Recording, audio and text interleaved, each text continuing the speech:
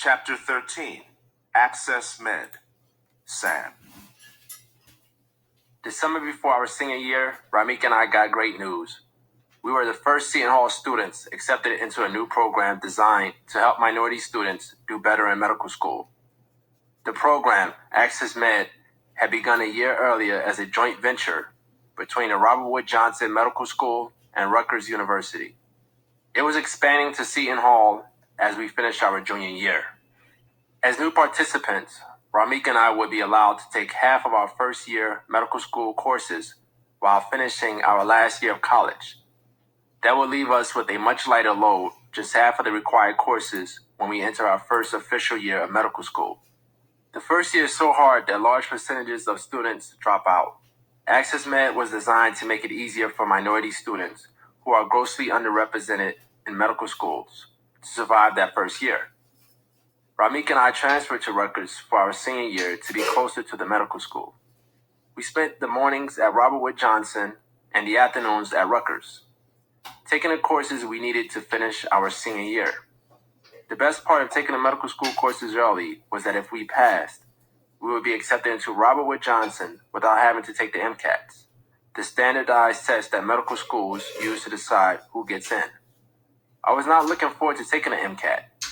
I didn't like the idea that my future could rest on standardized tests that I didn't believe could adequately gauge my intelligence or ability. To qualify for Access Med, a minimum composite grade point average of 3.2 on a 4.0 system was required over 3 years. I had a 3.6 and I would graduate from Seton Hall cum laude. I had received an A+ in organic chemistry, the make or break you course in our field. That was practically unheard of for most of our students. Ramik had a 3.4. Access Med participants also had to have completed all of the core courses in their majors by their senior year. The two of us needed only 12 hours, all elective, to graduate.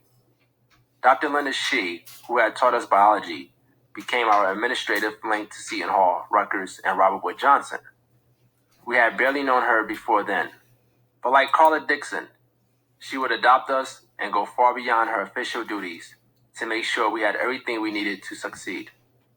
The only drawback of participating in Access Med was that we had to leave George behind.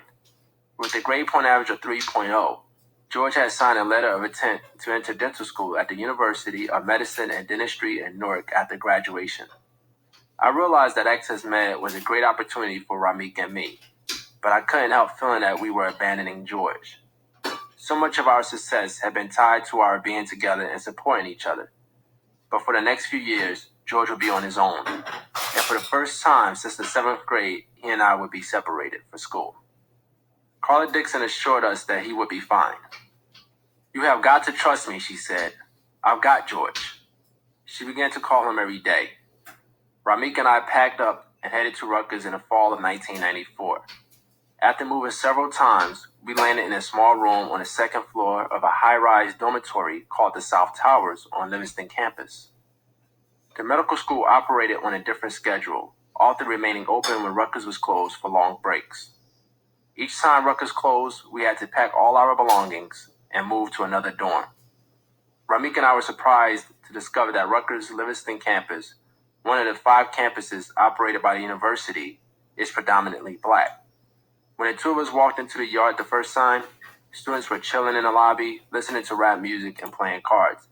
The scene felt instantly familiar and put us at ease.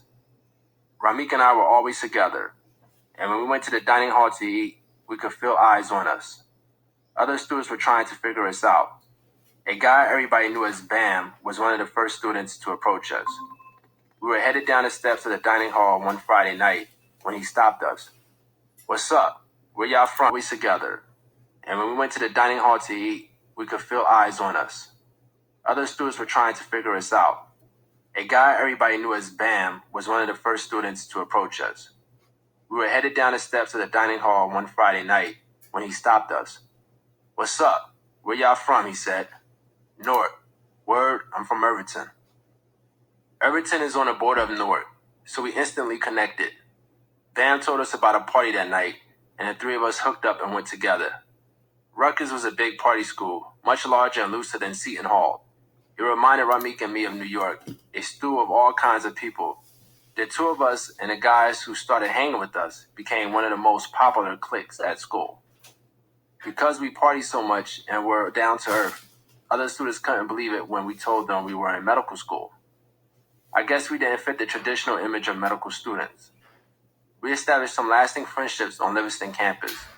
One day, Ramik and I were preparing to drive to Philadelphia for the Greek, an annual weekend gathering of college students, most of them members of black fraternities and sororities. We stopped at a store and ran into another of the popular cliques, known for throwing some of the hottest parties at Rutgers. One of the cats walked up to me and introduced himself. "Ain't you Sam?" he said, then waited for my response. "My name is Sabo." I was shocked because there were always underlying tensions between the cliques on campus. But these brothers, Sabo, Al-Tariq, Rabu, Rad, Felix, Saran, JP, and Nu, seemed different, really down to earth. I shot back the same vibe to him and told him how the ladies were always bigging him up. We bonded right away, went to the Greek together, and are cool to this day. Some of those guys are married and have children now, or are expecting them. When George, Ramik, and I started the Three Doctors Foundation, Sabu, Al-Tariq's brother, Dan, and Rabu donated $1,000, no questions asked. I also fell in love on Livingston campus. She walked into the dining hall one day, and wow, there was just something about her that grabbed me right away. She was attractive, petite, with a pecan tan, earth tone complexion, and pretty narrow brown eyes. I could tell by the way she walked that she was feisty. This might sound crazy, but I believed I saw a glow of light around her. Maybe it was that blue dress she was wearing, but I had to know who she was. We quickly became a couple. It was so easy to vibe with her. She was one of the few people who really knew how to make me relax. Once, for my 22nd birthday, she helped Ramik and George plan a surprise party for me at a club called Gregory's. It was my first party since the kiddie parties my mom used to throw in the backyard. During my second year of medical school, we broke up. Medical school was causing me such stress that even my relationship with her seemed to pull on me, and I broke away. She heard rumors that I was dating someone else, maybe because I happened to be with another girl when I ran into some of her relatives at Great Adventure theme park. Months later, I realized how much I missed her and needed her in my life, and I stopped by Livingston campus to look for her. But when I dropped by a friend's room first to get a haircut, he hit me with some shocking news. "Hey man, you heard about your girl?" he asked, referring to my former girlfriend. "She's 4 months pregnant." The news socked me in the gut. She and I had not been together during that time, so I knew the baby could not be mine. Even though I had broken up with her and knew I had hurt her, I felt betrayed for a long time. I clung to my friends.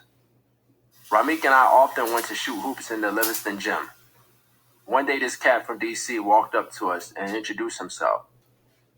We knew he was from DC before he said anything, because the cats from DC always wore their socks pulled up to their knees and their shorts hanging down to their knees. All you could see was their kneecaps. "Y'all got next?" he asked. "I'll run with y'all." His name was Dax, and he would become our roommate the next year when he, Ramik, and I moved into the fabulous condominium complex called the Hampton Club. The place had 2 bedrooms, a loft, and a huge living room with cathedral ceilings and a spiral staircase. The complex was just 5 minutes from College Avenue and hadn't done as well commercially as expected. So the rent was cheap when split 3 ways. Dax volunteered to take the loft, and Ramik and I, as always, flipped a coin to determine who got the bigger room. We threw countless parties there, and George didn't miss a one. He usually spent the night. When he walked into our place, he knew he was at home. He would kick off his shoes, go dig in the refrigerator, and then put up his feet like he lived there. We did the same when we went to his place. That's just how we were with one another.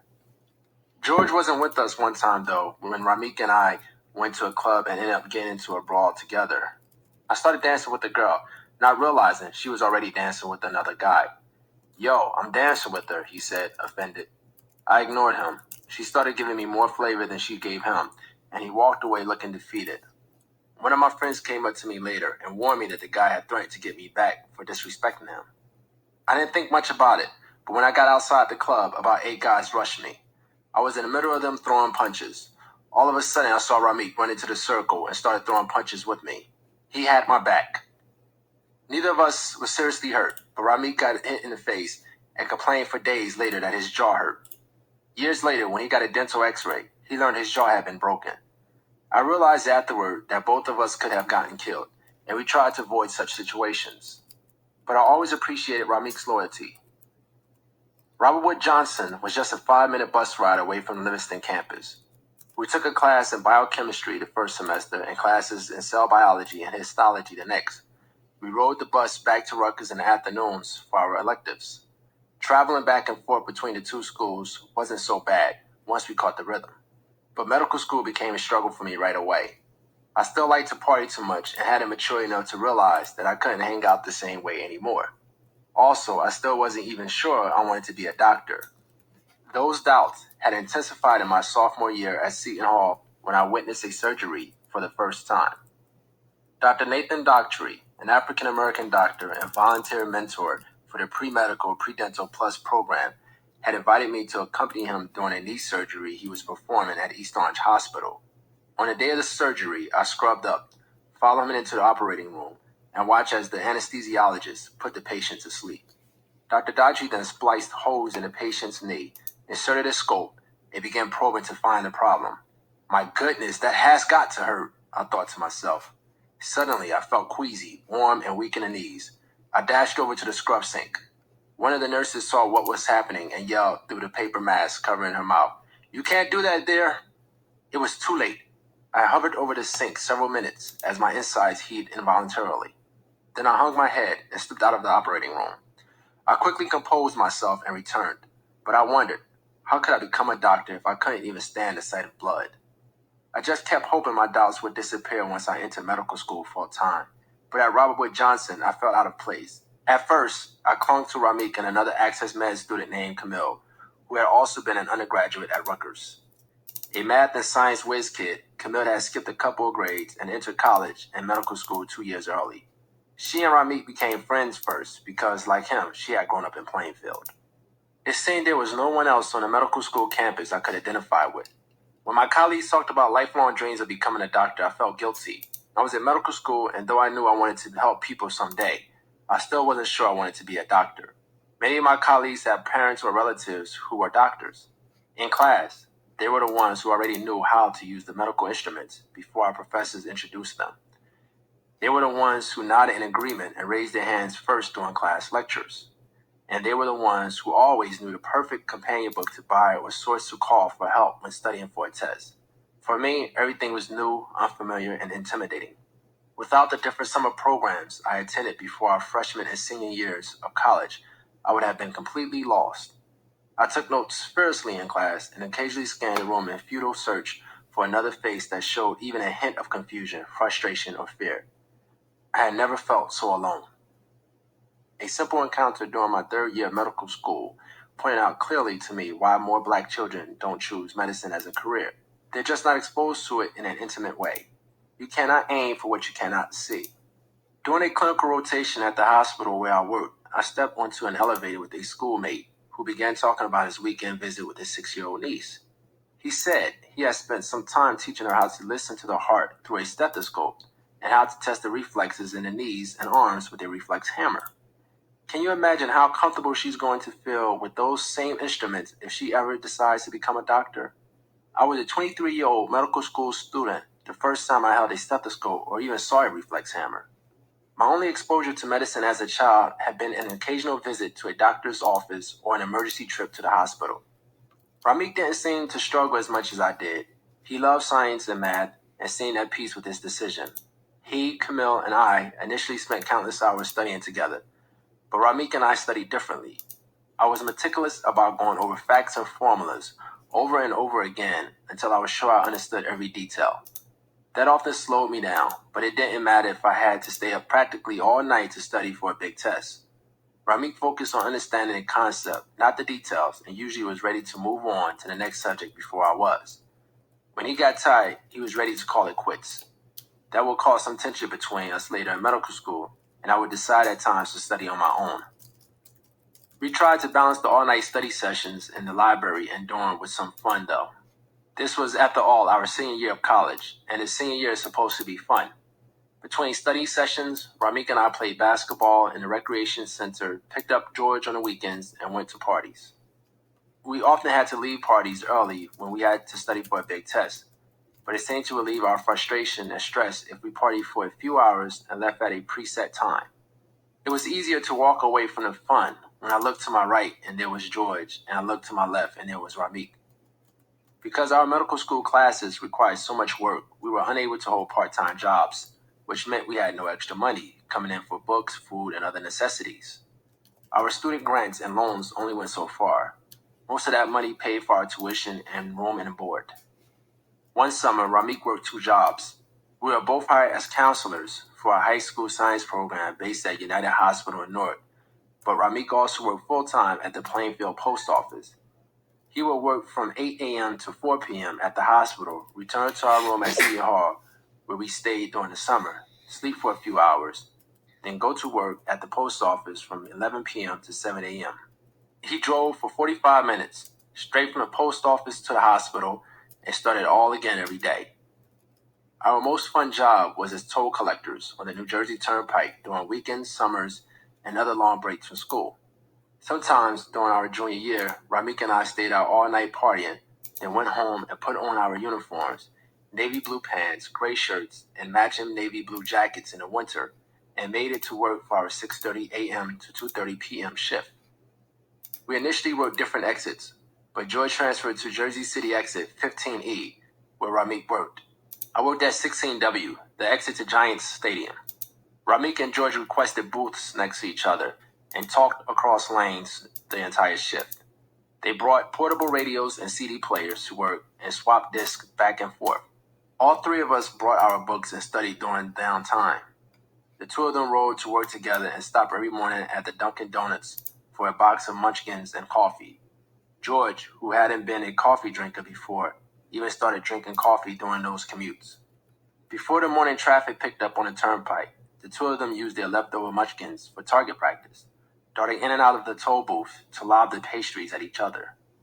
I sometimes saw celebrity athletes and coaches headed to Giants games, and the 3 of us often laughed together about the weird things we saw, like a prostitute finishing an all-night shift or a couple engaged in oral sex.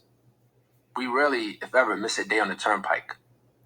Since we couldn't work during medical school and couldn't call home for cash, there were many days at Rutgers when Ramik and I didn't have money to buy food or the books we needed for class. We had to be creative.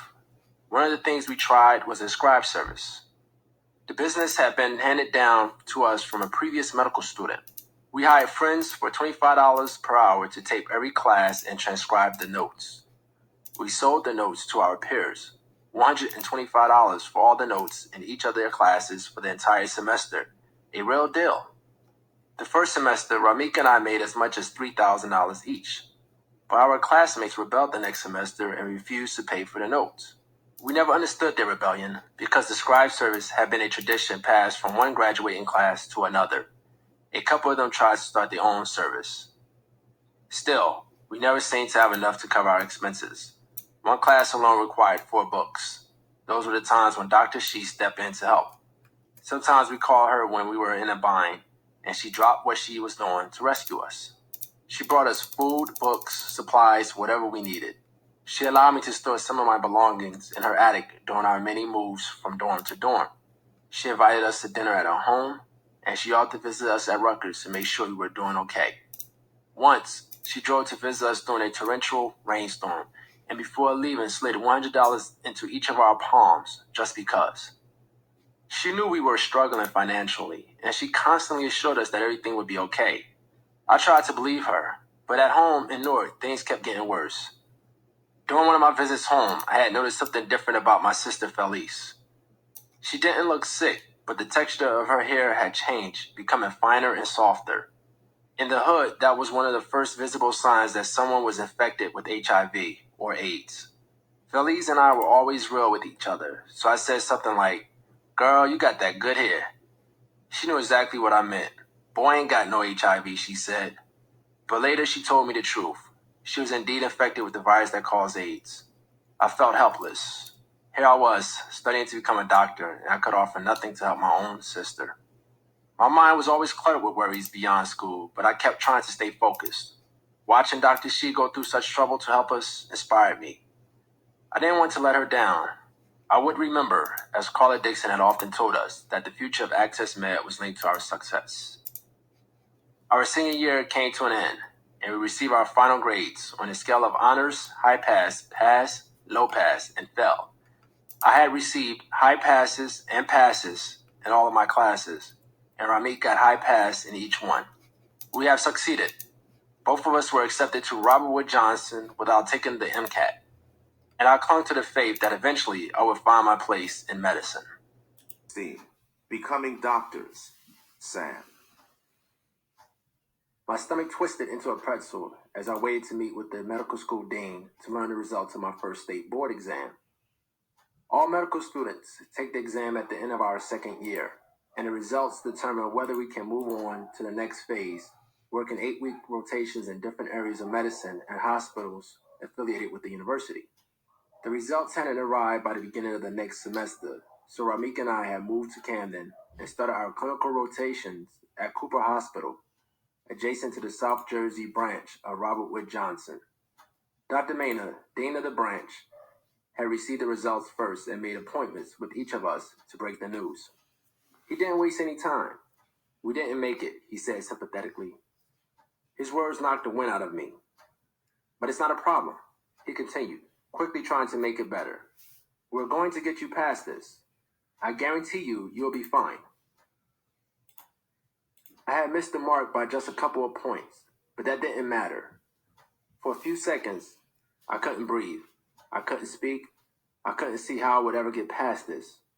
I had used review books and practice tests and had regularly stayed up studying all night. Everything I had worked for the past 6 years had come down to this one exam. The night before, I had been unable to sleep. On test day, I had trouble concentrating. Exhaustion had shut down my brain like a computer virus, scrambling or wiping out everything I had learned. When I walked out of the classroom after finishing, I knew I had failed. I had been just hoping I was wrong. Dr. Maynard was genuinely warm and encouraging as he broke the news. He still believed in me, he said, but I had to suspend my clinical rotations for 6 weeks to prepare to retake the exam. When I walked into my apartment that evening, Camille, who had moved in with Ramik and me when we relocated to Camden, was standing in the kitchen. When she saw my face, she knew something was wrong. I told her I didn't make it. She rushed over, embraced me, and began to cry. I was still too stunned to cry. Ramik came out of his bedroom and joined us. He knew immediately what was wrong. "Aw, dog, I'm sorry," he said. "But don't worry, it's going to be all right." They had met with Dr. Maynard, too. They didn't even have to tell me they had passed. When I told George about my results over the telephone that evening, he drove all the way from Newark just to sit with me. Guys don't like to make each other uncomfortable, so we didn't really talk about it. He just wanted to be there. The three of us had always been successful together, so this was awkward for us. Neither of them knew what to say to me. The truth is, there was nothing much they could say to make it better. I had to get through this on my own. "Whenever you need me, dog, I'm here," Ramik told me constantly. In college, he and I had always talked through our problems or shared what we were going through during long conversations at night. But this was different.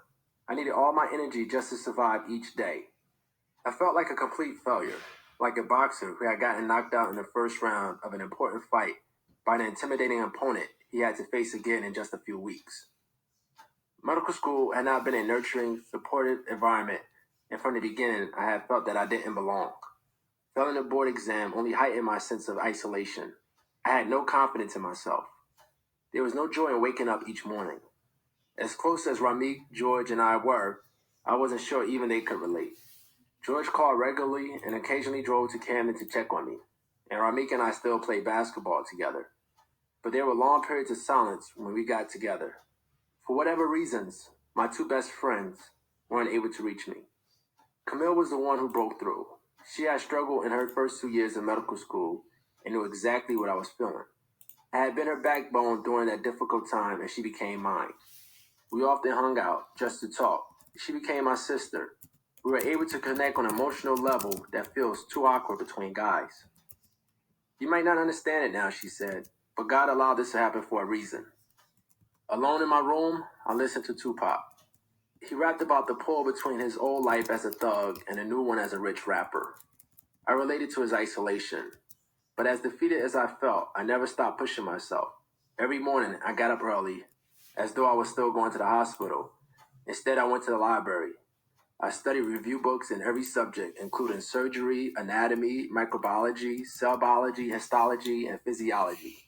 Periodically, I tested myself with practice questions. Sometimes, I teamed up with a fellow student named Terry Rollins, a super smart guy from Atlantic City, to go over questions and concepts. I brought my lunch and took a scheduled break to eat. In the evenings, I studied with two girls who had also failed. We had hung together before at school, and now we bonded and worked to help one another through. They were roommates, so their apartment became our study hall. They often cooked dinner, and I went jogging through their complex, listening to Tupac's Me Against the World and Machiavelli. Then we spread our books across the table or floor and spent the rest of the night studying. To lighten the moment, we told stories to make each other laugh. God knows I needed to laugh. I also traveled to Washington, D.C. to hang out with our former roommate, Dax, who was attending law school at George Washington University. The change of scenery was refreshing. One of the best things I did for myself was to seek counseling from advisors I had come to trust, mainly Carla Dixon and Dr. Young, head of multicultural affairs at the Piscataway campus of Robert Wood Johnson. I didn't tell Ramik or George. I needed to understand why I had failed and what I was supposed to learn from it. I also sought to understand my purpose in medicine.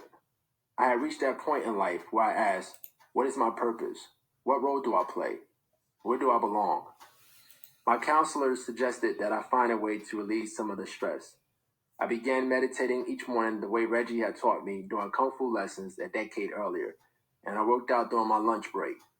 I came to understand I had defeated myself mentally even before I took the exam. In my mind, the exam had become insurmountable. I had to change my thoughts. During meditation, I reminded myself that I was smart enough to pass this exam, and I tried to regain my inner peace. I had focused on clearing my mind, just relaxing, and focusing on the rewards that life had brought me thus far. I wasn't happy, but I had to make the best of the situation. When test time rolled around again, I went to bed early the night before. On the morning of the test, I tried to stay calm. I can do this, I kept repeating in my head. Answers to the test questions flowed more freely. Before I was even halfway done, I knew I would pass. When I went to Dr. Maynard's office to get the results this time, his smile told me what I wanted to hear. I had passed. Thank God I could move on. I resumed my clinical rotations, but the feeling of sheer elation didn't last long. I continued to feel out of place, especially when my peers talked about the invitations they received to play golf with residents at the hospital or to have dinner at the home of the head doctor. I was never included. But no matter how uncertain I felt about becoming a doctor, I knew that returning home to my old life was not an option. Seeing an old friend again one day reminded me of that. It was summertime, and I was visiting my mother at home. Whenever my old friends saw my car parked outside, they would stand in front of my house underneath my bedroom window and yell, "Yo, Marshall!" until I came out. Every day, I walked over to the project to visit Will, Nudie, and my other friends. There, one day I encountered one of the guys who had participated with me in the robbery. At 15, he had been the youngest in the group. When I saw him again, he was in his early 20s and had just been released from jail after serving time for another crime. We hugged each other the way guys do. "Man, I ain't seen you in a long time," he began. "You don't stay down here no more, huh?" "Nah, man, I just been doing this school thing," I said. "How long did you did?" he asked. He figured I was still out there banging and had spent some time in jail. In our neighborhoods, you don't just walk away from the streets. You keep hustling until you either get too old or too sick or until you get knocked. "Come on, man, that ain't me," I responded, trying to be vague.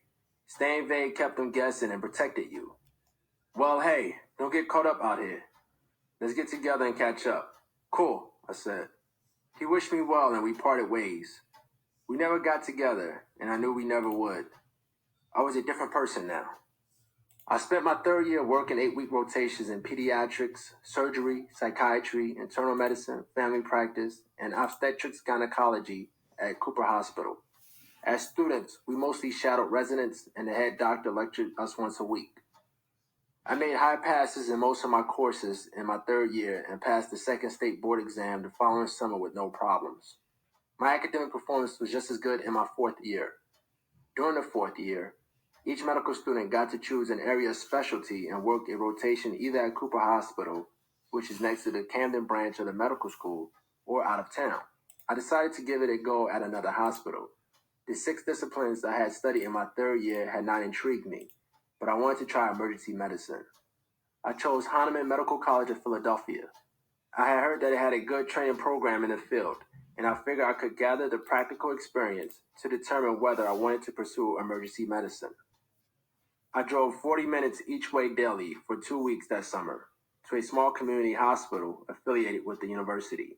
The head doctor, Dr. Carol Hart, made me feel like part of the emergency room team as we evaluated patients and determined the appropriate treatments. This was the first time in all 4 years of medical school that something had felt right to me.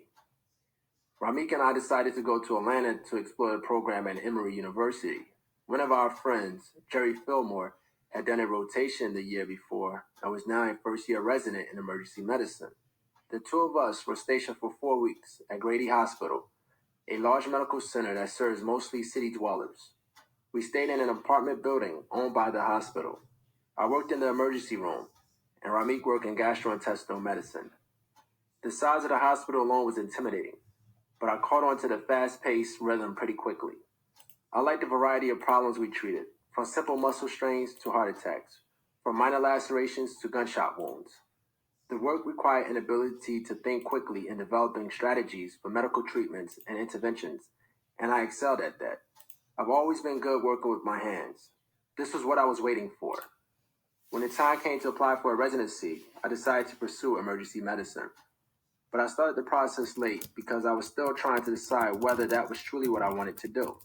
About 16,000 medical students throughout the country apply for residencies each year through the Washington, D.C.-based National Resident Matching Program, which uses a computerized database to match students with teaching hospitals. Students do research to find hospitals with their specialties, apply for those positions, and then rank their top choices in the computerized database. In the end, the hospitals list their student choices in the database, and a computer sorts the matches. During an annual event called Match Day, medical students throughout the country learn simultaneously where they will spend the next year as a resident. An internet website helped me identify the hospitals that had slots in emergency medicine, and I applied to about 40 of them. I was invited for interviews at hospitals in New York, Chicago, Baltimore, Atlanta, and Cleveland, and spent about $2,000 traveling to those cities. But I didn't realize that emergency medicine was so competitive. 2 days before match day, the dean called me into his office for more bad news. I had not matched in emergency medicine. None of my top choices of hospitals had listed me among their top choices of students. The dean gave me a list of hospitals that still had residency positions available in various disciplines. Most of my classmates had matched at hospitals on their list and would find out on match day where they would be going. But along with other students who had not matched, I spent an entire day on the telephone scrambling to find a position. I knew Ramik had listed the University of Maryland as his first or second choice and Robert Wood Johnson Hospital as the other. He had kept changing the order of his top 2 picks until the deadline arrived for submitting our list.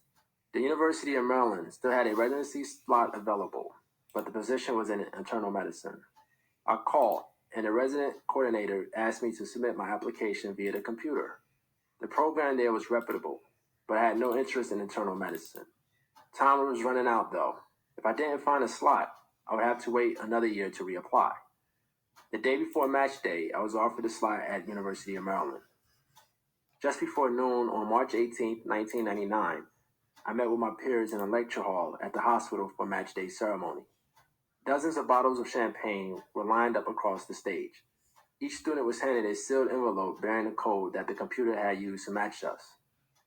At exactly noon, the dean instructed us to open our envelopes. Medical students across the country were opening their envelopes at the same time. Ramik and I ripped open our envelopes. He had matched at his top choice, Robert Wood Johnson Hospital. I was happy for him, but disappointed. I already knew what was inside my envelope. Since Ramik would not be going to the University of Maryland, I would have to go there alone. The room quickly filled with shrieks of excitement. Students hugged each other and rushed around the room to find out where their colleagues had matched. I stood back and observed quietly. I was in no mood to celebrate. I again felt disappointed. I had no idea, and still don't, why I had not matched in emergency medicine. I had the grades. Maybe I had begun the process too late, or maybe it was my lack of comfort doing interviews at the hospital. All I knew was that the match process, like everything else in medical school, had come as a surprise. I had heard about it for the first time just before it was time for me to go through it. No one had ever sat me down and explained step by step what to expect in medical school. I was always finding out about courses and events the day of the deadline or just days before, which left little time to develop a strategy for success or even to prepare myself mentally. I signed a letter of intent, committing myself as a resident at the University of Maryland. I knew immediately that I had made a big mistake. I was tired of fighting. I couldn't understand why everything had been such a struggle for me. I told myself that I had fulfilled the pact. I had finished college and was near completing medical school with George and Ramik. But graduation would be the end of this road for me. I had never promised my friends that I would actually practice medicine. Maybe I would be happier doing something else. After trying so hard and giving so much, I at least deserved to be happy. Business still interested me, so I thought that perhaps I could use my medical background to find a position with a medical insurance company or a health maintenance organization. I also considered enrolling in business school to earn an MBA. I called the Wharton School of Business in Philadelphia and requested an application. I wasn't sure how George and Ramik would react, so I decided not to tell them right away. I did, however, tell a friend from college named Patrick, who lived in South Jersey, and he said that his mother, the chief executive officer of a drug rehabilitation center in Atlantic City, might be able to help me. I called her, and she promised to put me in touch with the head of a preferred physicians organization there. The next time I talked to her, she had arranged an interview for me in Atlantic City. I drove 45 minutes to Atlantic City, and the two of us had lunch with the PPO executive. It did not take them long to figure out that I was suffering from burnout. The executive showed me around his company, but both he and my friend's mother tried to encourage me to go ahead with my residency. They said it would be a mistake to quit before getting a feel for what medicine was really like. I spent one day in Atlantic City. Before I left, the executive offered me a job as a billing manager, making about $30,000 a year, a position I think he knew that I would turn down. Still, I wasn't persuaded to take a residency that I did not want. In April, just weeks before graduation, I called Carla Dixon. I met her at Seton Hall for lunch one spring afternoon. After lunch, we went to a park and sat on a bench to talk. She knew what I had gone through in medical school. This was it, I told her. I was done with medicine. The sadness in my eyes told her that I was serious. For the first time, she did not have an answer. After a few seconds, she said, "If you don't want to go to University of Maryland, just call the representative and tell her you're not coming." "But is that the right thing to do?" I asked.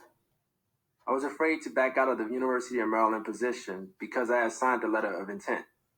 The match process is practically as binding as the NBA draft. It was almost unheard of to back out of a match after signing a letter of intent. When I had complained about not wanting to go, my professors and colleagues had warned me not to change my mind. It could wreck my career, they said, and further, I could be held legally liable. But what Carla said next brought clarity. "This is your life, Sam," she said. "You have to do what's best for Sam. What does Sam really want to do?"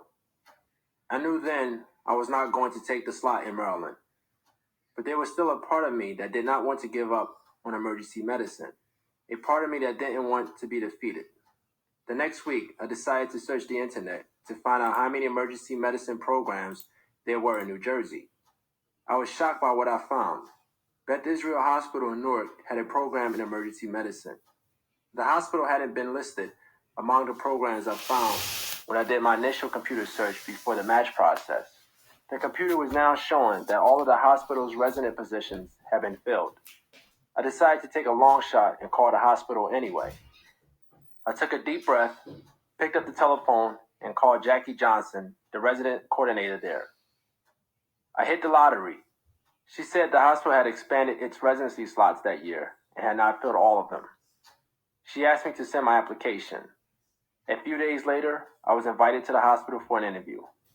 I can't describe how comfortable I felt when I walked through those doors. I felt immediately that I was home, that I was where I belonged. I reminded myself to stay calm and answer the interview questions from my heart.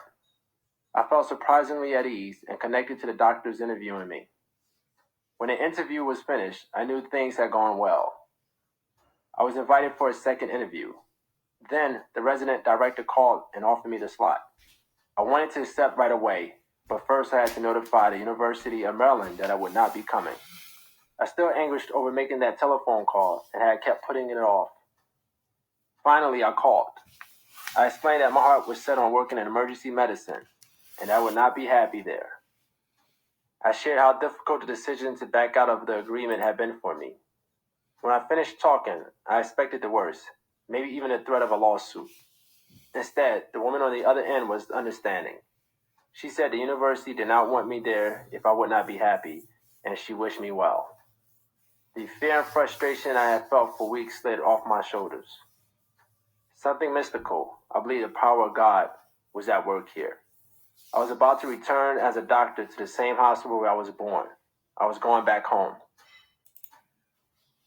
Medical school was one of the roughest periods of my life. Something unexpected was always threatening to knock me out of the game. Family distractions, the results of my first state board exam, the outcome of my initial search for a residency. But through determination, discipline, and dedication, I was able to persevere. I call them my 3Ds, and I believe that they are the perfect formula for survival, no matter what you are going through. Determination is simply fixing your mind on a desired outcome, and I believe it is the first step to a successful end in practically any situation. When I made the pact with George and Ramik at the age of 17, I was desperate to change my life. Going to college and medical school with my friends seemed the best way to make that happen. But of course, I had no idea of the challenges awaiting me, and many times over the years, I felt like giving up. Trust me, even the most dedicated person can get weary when setbacks halt or interfere with your progress. But determination means nothing without the discipline to go through the steps necessary to reach your goal, whether you're trying to lose weight or finish college, and the dedication to stick with it. When I failed the state board exam, the light in the tunnel disappeared, but I just kept crawling toward my goal. I sought counseling when I needed it, and I found at least one person with whom I could share the range of emotions I was experiencing. If you're going through a difficult time and can't see your way out alone, you should consider asking for help. I know how difficult that is for most guys. We're raised to believe that it's a sign of weakness even to display emotions, let alone ask for help. But reaching out to counselors I had come to trust over the years and talking to my roommate Camille helped me unload some of the weight I was carrying. Only then was I able to focus clearly on what I needed to do to change my circumstances. I'm grateful that I took Kung Fu lessons as a kid because the discipline I learned back then really helped me to stay consistent once I started meditating, working out, and studying every single day. It wasn't easy, but those were the steps required to get where I wanted to be. Concentrating on getting through each day kept me from feeling overwhelmed, and reflection helped me to see that I had overcome tremendous barriers. In the beginning, during a trying adolescence, I felt as if I was a good kid caught up in a bad situation and truly had to work diligently to overcome struggles. You can't choose the circumstances that you're born in. However, you can use your insight and hunger to push forward. Life's challenges helped me to maintain my focus and remain humble. Family matters, my brother's injury, my sister's diagnosis, my mother's financial struggles back home, sometimes competed for my full attention. There's no one-size-fits-all way to handle family issues. Everybody's families and circumstances are different. But I realized that to remain focused on my goal, I couldn't focus so much on my family, especially when the energy I expended worrying about them didn't change a thing. Another important ingredient of perseverance is surrounding yourself with friends who support your endeavor. I can't tell you how much it helped me to have George and Ramik in my life to help me reach my goal. Even though things were awkward between us for a while after I felt the state boards, just knowing they were there and that they expected me to succeed motivated me. I found motivation wherever I could. One of my college professors once told me that I didn't have what it takes to be a doctor. I even used that to motivate me. I love being the underdog. I love it when someone expects me to fail. That, like nothing else, can ignite my 3Ds. And when success comes, I'm the one who's not surprised. My motto is simple. No one can tell me that I can't succeed. I've come to believe that every goal in life is obtainable and that the only limitations are the ones you set for yourself. For some, the road to success is merely based on taking advantage of opportunities provided to them. For others, the road is much more difficult because they have to create opportunities for themselves. When you have to find a way where there seems to be none, as I sometimes had to do, success in the end is even sweeter. I had to keep getting up when life knocked me down. There's nothing sweeter than stealing victory from the jaws of defeat. The closest I ever came to giving up was when I did not match at any of the hospitals I had listed. But again, something on the inside would not let me quit. And my last try on the internet brought amazing results. That's how life is sometimes. When you fail repeatedly and think you're done, that last try, the one that requires every ounce of will and strength you have, is often one to pull you through. Chapter 19. Home Again. Sam. After graduation, I moved back to Newark into the house of a friend from high school, Mary Ann Jackson. It was a perfect arrangement. The Jacksons lived in a modest 3-level house in a working-class neighborhood just 3.5 miles from Beth Israel. Mary Ann lives in an apartment on the first floor, and I rented a bedroom on the top level next to her cousin, Frankie White. As soon as I moved in, Mary Ann's mother, Carol Jackson, became my second mother and welcomed me into her extended family. She cooked big meals, which were wonderful after long shifts at the hospital. Frankie cooked on the weekends. Alex, a neighbor, and another Miss Jackson's adopted soldiers stopped by in the evenings to eat and socialize. Miss Jackson and Frankie took great pride in the cooking, and I was more than happy to clean up the leftovers. Though we were back home, in some ways it felt as though everything had changed. None of us could have predicted the kind of reaction that the newspaper story about us would generate. We became every mother's son. Strangers approached us with hugs. One woman walked up to me and burst into tears. We began to get letters from single women, and we got telephone calls at work from church groups and nonprofit organizations that wanted us to tell our story to other young people. Practically everyone saw us as a unit. "You're one of those 3 doctors," people we encountered on the streets would say. We quickly amassed $3,000 in gifts from speaking engagements, but we did not want to divide the money and just blow it. We figured we could put the money to good use by giving it away as a college scholarship to a needy student. But we decided we could do even more. We could create a nonprofit foundation that would finance ongoing scholarships as well as programs that would expose children living in poor communities to professionals, colleges, and careers. We wanted to do for children in our neighborhoods what we knew would have helped us. We researched and established the 3 Doctors Foundation Incorporated. The publicity from the newspaper story had another unexpected effect. Strangers who showed up in the emergency room at Beth Israel began telling the hospital staff that they were related to me. It became a big joke. One time, though, it wasn't funny. 3 months into my residency, I was about to begin my morning shift in the intensive care unit when a nurse approached me. A woman in a room down the hall had come in the night before and was suffering from AIDS-related pneumonia. She claimed to be my sister. I froze. I knew this time it was true. The patient down the hall was my older sister, Felice. For a moment, I didn't know what to do. I had not imagined my professional and personal lives meeting this way. Should I tell everyone that she was my sister and rush to her bedside? How would I be able to maintain a professional demeanor while watching my sister suffer? And what would my colleagues think if they saw me break down? I pushed those thoughts to the back of my mind. I couldn't worry about that now. My big sister needed me. It wouldn't be the last time that Felice or someone else I knew showed up at the hospital during my shift. One time, I barely missed an old friend. Just 3 days before I began a rotation in trauma at the University of Medicine and Dentistry of New Jersey, one of the older guys who had been involved in a robbery with me was rushed to the emergency room with gunshot wounds to his hip and abdomen.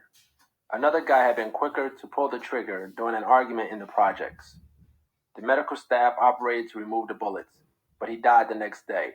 He had just turned 30. When I heard what happened, I heard from my old friend and his family. I suddenly saw myself, instead of turning out to be a young doctor, treating guys like him, I could easily have ended up a hustler, lying on a gurney with bullet holes, about to snuff out my life. Incidents like those helped me to grow and find the thing that had eluded me through all 4 years of medical school, my purpose and place as a physician. More times than not, the patients I treat are poor. Sometimes they are drug dealers, addicts, prostitutes, or drunks. I can't look down on them. I have brothers and sisters who suffer from mental conditions and addictions. I had been a thug myself.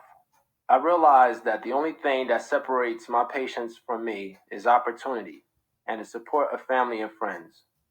No matter what state they are in when they come to me for treatment, I never judge them. "Hey, I know you," I would say with a big smile when a familiar face showed up in the emergency room. "You know I'm going to take care of you." I saw relief in their eyes, and I knew why I needed to be a doctor. I discovered that peace of mind follows purpose. All of the misery and doubt that I had felt over the past 4 years disappeared. In my evaluations, the head doctors said things like, "I've never seen a guy so happy to be at work. I've never seen a guy interact as well with the ancillary staff as he does with the head staff. I've never seen another guy who can bring a smile to a patient's face no matter what kind of day he is having." For the first time in years, I was truly happy. I had overcome so much, and there were regular reminders of that. In my second year of residency, I received a subpoena to testify at a rape trial. I had treated the alleged victim in the emergency room and had to testify to her physical condition. As I walked up the courthouse steps that day, it dawned on me that this was the same building where I had met regularly with my probation officer a decade earlier. This time, I was returning as a doctor. During the hearing, I would be deemed an expert witness. Now that I was back home, I got to spend more time with family and old friends from the neighborhood, particularly my boy Will. William Cortez was one of the first real friends I ever had. He lived across the street from me with his mother and younger brother in Building 6 of the Dayton Street projects. We met playing spongeball in the neighborhood, and before long the two of us and Nudie and another friend Jermaine were hanging together all the time. Like mine, Will's family struggled. On many days, he had to eat at his grandmother's house because there was no food at home. And like me, he was seduced for a short time by the thrills of the street. The day I got involved in an armed robbery, we had stopped by Will's house to pick him up. But he had a new girlfriend, and he told her to tell us he was not there.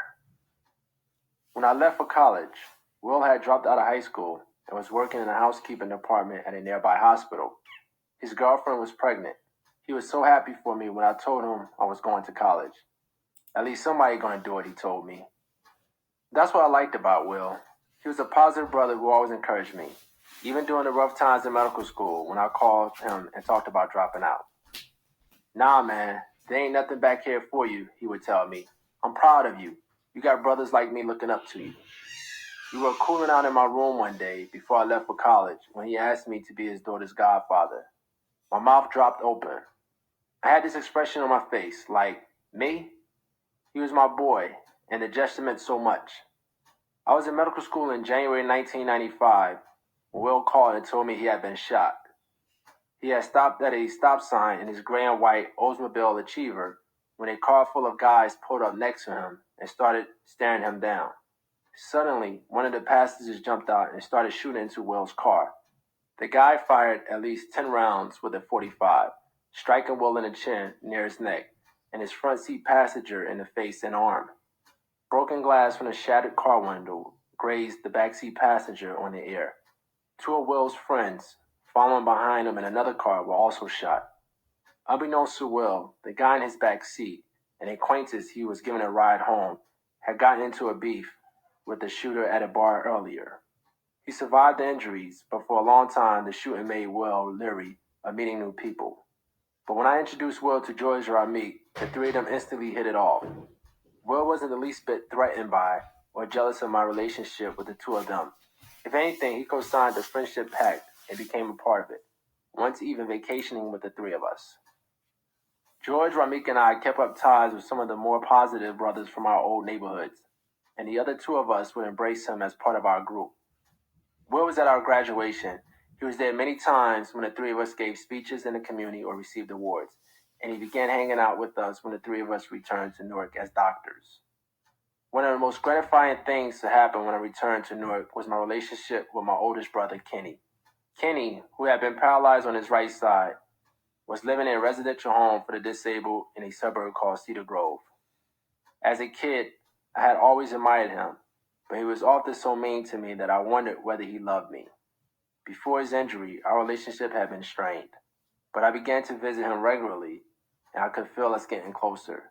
Every time I went to see him, he had 100 people, doctors, nurses, other staff, and patients he wanted me to meet. During one of my visits, just before Christmas in 2000, he casually handed me a plastic bag.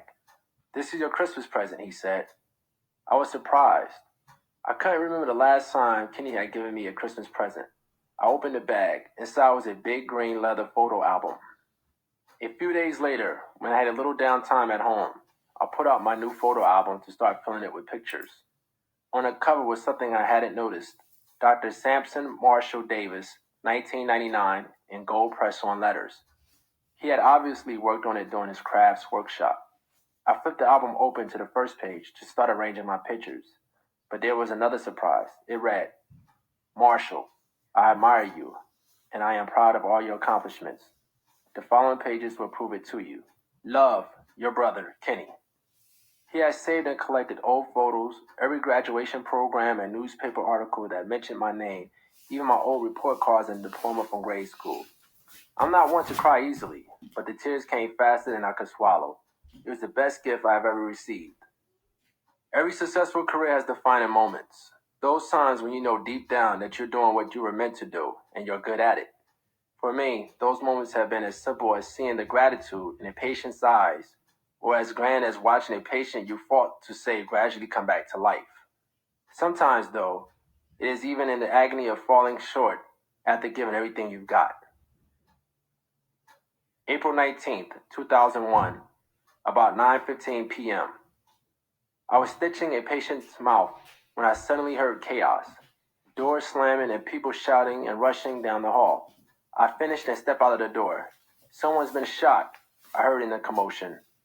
I ran outside and saw a young man about my age holding his torso bent over, stumbling around. Blood covered his shirt and pants. I took his hand and helped the staff put him on a stretcher. We quickly wheeled him into the emergency room. I counted 6 gunshot wounds. I observed his chest and checked his airway to make sure he was breathing normally and there were no airway obstructions. He was alert enough to tell me that he had been standing on a corner when some guys walked up and shot him. "How old are you, man?" I asked, trying to keep him calm as I worked to save his life. 33, he said softly. I ran an intravenous line into his blood vessels to pump fluids into him as quickly as possible. He was losing too much blood. I put a tube down his throat to open his airway, cut a small incision in his chest, and inserted a separate tube to expand his lungs, which had collapsed. He looked up at me. "Doc, I'm going to die," he said. "There's nothing you can do."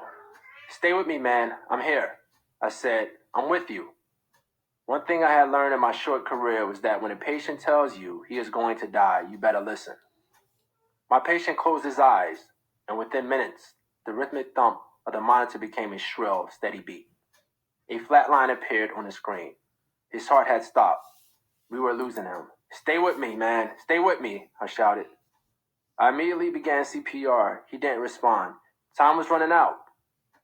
A surgeon who had responded to my page and was standing at the patient's bedside took over and performed a thoracotomy, a last-minute life-saving procedure in which a patient's chest is opened to evaluate the heart and the major vessels and look for holes in those structures. Sure enough, my colleagues discovered a hole in the ventricle of the heart. By then, our patient was dead. "I'm sorry," I said to his wife and mother at the man's bedside a short while later. "We did everything we could to save him." "You should have done more," the mother yelled at me. She was hurting, and I knew it. I just wish you could have known how much I was hurting too. I had worked nearly 2 hours to save her son's life, and I had done everything humanly possible to bring him back. I had already asked myself if I could have done more. Still, I would go home and read more, study more, try to improve. and pray that just maybe next time I could help more. That, to me, is what being a doctor is all about. As I left the room, the director of the residency program pulled me aside in the hall. I was in no mood for questions. What did he want? I just want to congratulate you, he said. I gave him the strangest look. I had just lost a patient and my boss was congratulating me. You scored very well on the in-service exam, one of the best in the class, he said. He was referring to the exam that residents at hospitals across the country take each year to test their proficiency in their specialties. It is the profession's way of gauging how a resident is doing in the field. My score was above average for the nation. I had risen to the top of the class. Sometime later, Ramik, George, and I got together to celebrate my performance on the test, George's birthday, and all the blessings to that point. We met at a nightclub and ordered drinks. When the drinks arrived, we raised our glasses high. No need for a bunch of corny words. We knew what we had been through. Two friends, we said, one at a time, clicking our glasses together in a triumphant toast. Epilogue.